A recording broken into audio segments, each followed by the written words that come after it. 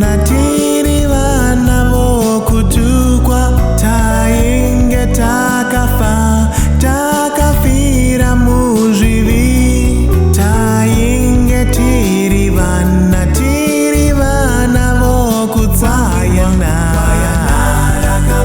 gwayana, gwayana, gwayana,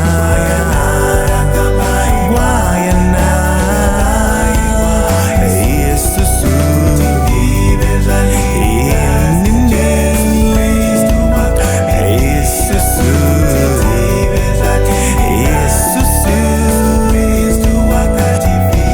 Jesu Kristu wakaroverwa, Jesu Kristu wakaroverwa,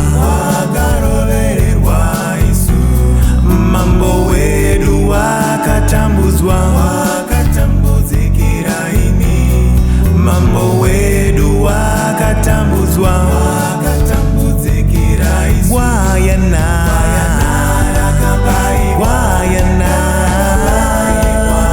gwayana,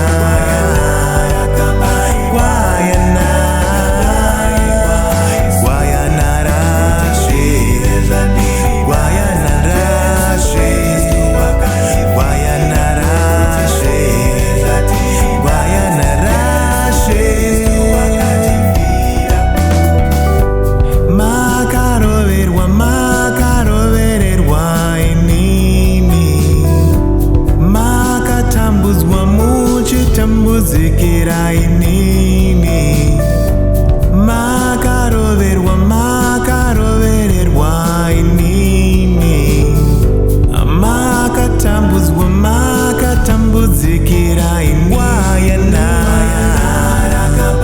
gwayana, gwayana, gwayana,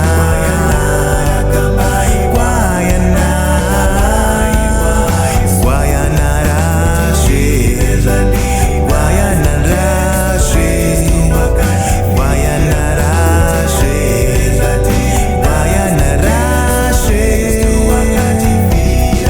gwayana rakambaiwa, rakambairwa ini, gwayana rakambaiwa, rakambairwa isu, kuti ndive zvandiri nhasi. Jesu Kristu wakandifira, kuti tive zvatiri nhasi. Jesu Kristu wakatifira.